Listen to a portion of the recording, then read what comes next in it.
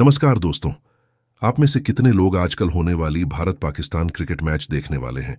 पुलवामा के हमले को अभी 5 महीने भी नहीं हुए हैं। 22 अप्रैल को जम्मू कश्मीर के पुलवामा में 10 निर्दोष लोगों को धर्म पूछकर मार दिया गया था। उसके बाद मई में भारत ने ऑपरेशन बंदर लॉन्च किया। इसमें हमने पाकिस्तान की कुछ सरहदों में कुछ कैंपों को नष्ट किया। भारत के भी कुछ जेट पकड़े गए। दोनों तरफ से बड़ा नुकसान हुआ। ये होने के बाद भारत ने पाकिस्तान जाने वाला पानी बंद कर दिया। भारत ने पाकिस्तान के साथ ट्रेड बंद कर दिया। भारत ने पाकिस्तान की बदनामी करने के लिए अलग अलग देशों में डेलीगेशन भेजे। लोगों को समझाया कि पाकिस्तान की जमीन पर आतंकवाद कैसे पनप रहा है, ये कैसे आतंकवाद को खाद पानी दे रहा है और यह आतंकवाद भारत के खिलाफ इस्तेमाल किया जा रहा है। ये सब किया। इन डेलीगेशनों के फोटोज देखे जा सकते थे। जहां जहां वे गए थे उनमें से किसी भी देश ने पाकिस्तान का नाम भी नहीं लिया। उन्होंने सिर्फ इतना कहा कि यह आतंकवाद होना गलत है, हम इसका विरोध करते हैं, लेकिन पाकिस्तान की निंदा करते हैं ऐसा किसी ने नहीं कहा। ये डेलीगेशन वाले वहां गाने गाकर आए। इधर ये होने के बाद भाषण। हर भाषण में नरेंद्र मोदी कहते हैं हमने पाकिस्तान को दिखा दिया। उसके बाद यहां के अंधभक्तों में और सभी नागरिकों में पाकिस्तान से नफरत करना सिखाया। पाकिस्तान के सभी नागरिकों से नफरत करना सिखाया। पाकिस्तान के आर्टिस्ट को भारत से भगा दिया।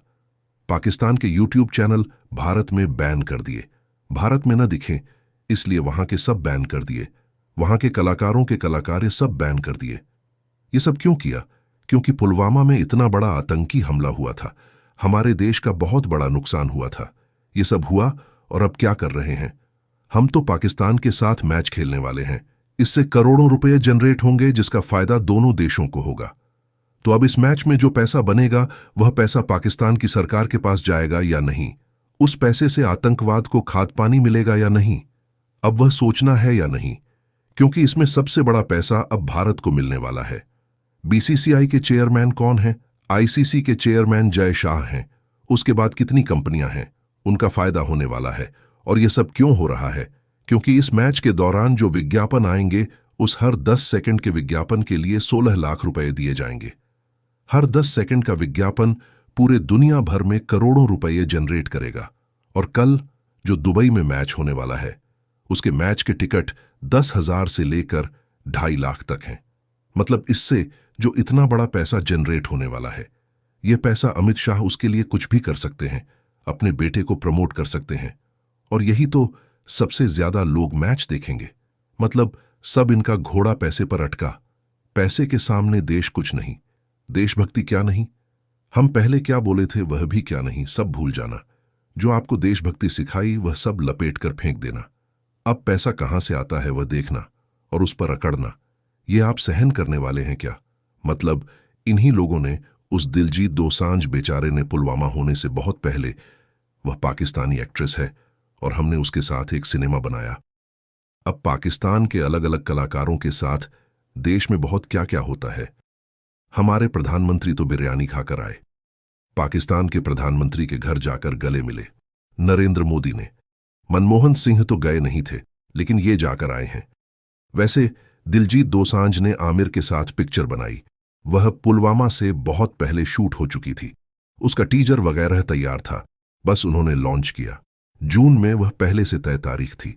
जून में उन्होंने बस टीजर लॉन्च किया। उस दिलजीत दोसांझ को ऐसी गालियां पड़ी, गद्दार है, तू देश छोड़कर निकल जा, तू तो पाकिस्तान जा, ऐसा सब बोला गया। ऑफिशियली नरेंद्र मोदी को पत्र भी लिखा कि दिलजीत दोसांझ की नागरिकता छीन लो। क्या क्या? भारत में वह टीजर पब्लिश होने नहीं दिया, बंद कर दिया। क्यों? क्योंकि उसमें पाकिस्तानी एक्ट्रेस है, इसलिए वह टीजर यहां से बंद करवा दिया। अरे दिल्ली में बैठकर यह पूरी दुनिया में भारत का कल्चरल एम्बेसडर के रूप में काम करता है। अब पंजाब में जब बाढ़ आई, सबसे पहला कलाकार था जिसने हजारों गांव गोद लिए। उसके बाद फिर सोनू सूद और शाहरुख खान ने मदद की। लेकिन दिलजीत दोसांझ को पूरी तरह बदनाम कर दिया, गद्दार गद्दार कहा। और अब वही लोग पाकिस्तान के साथ मैच खेलने वाले हैं। इसलिए आप ध्यान दो गद्दार कौन है, इनकी गद्दारी पहचानो। इन्होंने, सबने, इन नेताओं ने हमें सबको पागल बनाया। उस समय इमोशनल होकर जब मैं वीडियो बनाता था, पुलवामा का हमला हुआ तब वीडियो बनाया। उसके बाद एक आर्मी चीफ ने कहा कि अगर हमें फुल फ्रीडम होता तो हम छोड़ते नहीं, लेकिन पॉलिटिकल प्रेशर हम पर आया और हम काम नहीं कर सके।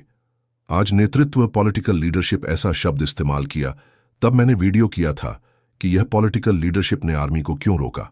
उस पर लोगों ने मेरे वीडियो के नीचे गद्दार गद्दार, तुझे क्या पड़ा है, चुप रह, संकट के समय सवाल नहीं पूछे जाते, वगैरह वगैरह।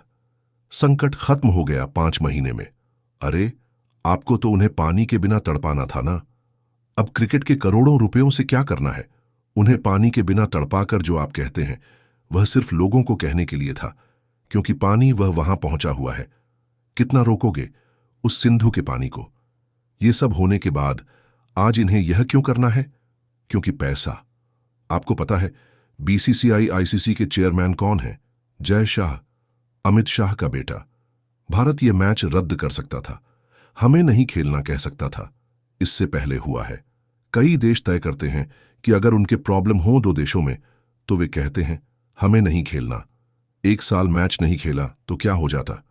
अरे उलट आपकी गर्दन तनी रहती, कॉलर तना रहता कि हमें पाकिस्तान की सच में घेराबंदी करनी है, इस जमीन पर आतंकवाद पनप रहा है। लेकिन नहीं ना, आपको घेराबंदी करनी ही नहीं है, यही इससे दिखता है। अगर करनी होती तो जो अंदर से सच्चे होते उन्होंने यह फैसला नहीं लिया होता। और अब ऊपर मुंह करके क्या जवाब देते हैं देखो, मैं आपको दिखाता हूं। जवाब देखो इनके। नरेंद्र मोदी क्या बोले थे? खून और पानी एक साथ नहीं बहते बोले थे। और आज ये क्या कह रहे हैं? देख लो। भारत क्या कर रहा है? पानी एक साथ नहीं बहता। नमस्ते सर, मेरा सवाल है कि एक लड़की ने सवाल पूछा बीजेपी के नेता से। हाईलाइट है कि अब पाकिस्तानी सेलिब्रिटी से क्रिकेटर्स तक कारण कुछ की बोलती बंद। तो मैंने कहा कि खून पर पानी फेरना पड़ता है, यह भी कभी करना पड़ता है।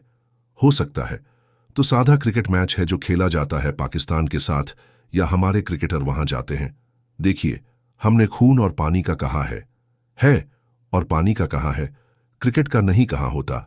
कल नरेंद्र मोदी जाकर वहां गले मिलकर आएंगे पाकिस्तान के प्रधानमंत्री से, और बाद में होने वाले खून पर पानी फेरना पड़ता है। हम गले मिले तो खून पर पानी फेरना पड़ता है। कल कुछ पैसे देंगे, कहेंगे खून पर पानी का हफ्ता, पैसे से दान देकर खाता। अरे ये पागलों को कितना पागल बनाएंगे। यहां की जनता को पूरी तरह दुखी करके रखी अंधभक्ति से बाहर निकलो, और सच्चे दुश्मन देश के कौन हैं पहचानो। इन्हें सच में देश की पड़ी होती तो ये क्रिकेट मैच होने नहीं देते। एक भी क्रिकेटर ऐसा नहीं है तनकर खड़े होने वाला जिसने कहा कि नहीं, मुझे नहीं खेलना उनके साथ। तब देश में बहुत इमोशनल करते हैं।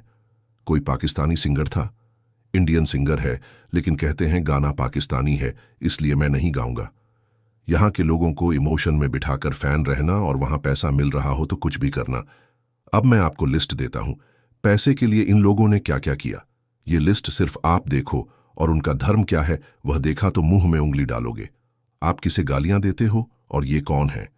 और सबसे पहला नाम महाराष्ट्र में ही आता है, प्रदीप कुरुलकर, डीआरडीओ के साइंटिस्ट। देश की अत्यंत संवेदनशील जानकारी पाकिस्तानी जासूसों को दी। हनी ट्रैप मामला, कहते हैं उन्हें फंसाया।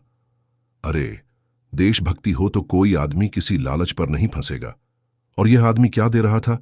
ब्रह्मोस की जानकारी दे रहा था। सब बाहर आया हुआ है। और यह संघ का प्रचारक, खुद राष्ट्रीय स्वयंसेवक संघ के मंच से सावरकर पर देशभक्ति के भाषण देता था। सामने बैठे लोगों को देशभक्ति पर इमोशनल करता था। आज आधे से ज्यादा जनता को इमोशनल करके रखा है। और इन्हें क्या करना? पैसे मिल रहे हों तो देश की संवेदनशील जानकारी पहुंचानी। सबसे दूसरा मैं आपको बताता हूं, कुमार विकास नाम के इस आदमी को कानपुर में ऑर्डिनेंस फैक्ट्री से गिरफ्तार किया गया है। इसने क्या किया? पाकिस्तानी एजेंट को सोशल मीडिया से संवेदनशील जानकारी दी है। यह अभी की खबर है, मतलब इन 3-4 सालों की सब खबरें हैं। 200 रुपयों के लिए, एक दिन के 200 रुपयों के लिए गुजरात का यह आदमी इंटेलिजेंस कोस्ट गार्ड सीमा पर किनारे की महत्वपूर्ण जानकारी पाकिस्तान के जासूसों को दी है। कितने रुपयों के लिए? 200 रुपयों के लिए। गुजरात का विकास देखो। उसके बाद ऑपरेशन खान नाम की व्यक्ति, 2020 में उन्हें गिरफ्तार किया गया था। इसने इंटेलिजेंस एजेंसी को गुप्त जानकारी पहुंचाई है।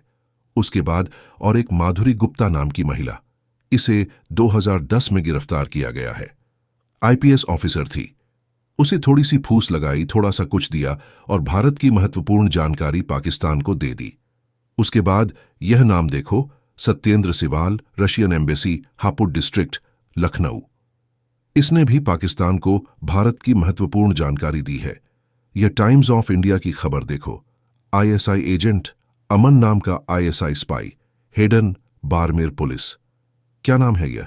राम, 35 साल की व्यक्ति है। उसके बाद शांति राणा नाम की इंडियन जवान थी। इसने भी पाकिस्तान को महत्वपूर्ण जानकारी दी है।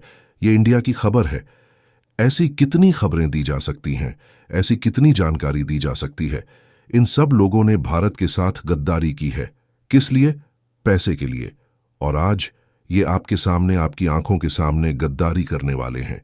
गृह मंत्री हैं ये। जब पुलवामा का हमला हुआ तब कितने गुस्से में दिखा रहे थे, और आज ये देशवासियों को क्या कहने वाले हैं? आपके पास मुंह है क्या कहने को कि भारत और पाकिस्तान की मैच देखो? मैं तो कभी मैच नहीं देखता और मैं आपको भी अपील करता हूं, मत देखो। अभी 5-6 महीने भी नहीं हुए हैं पाकिस्तान को गालियां देकर, पाकिस्तान की सब चीजों का बॉयकॉट करके, और अब उलट इन लोगों को गालियां देकर कहो, अरे तुम्हें अक्ल है क्या? देश की इज्जत मत उछालो। आज इतना ही। और क्या बोलोगे? आप इस बारे में अपनी प्रतिक्रियाएं मुझे कमेंट करके जरूर बताओ। धन्यवाद।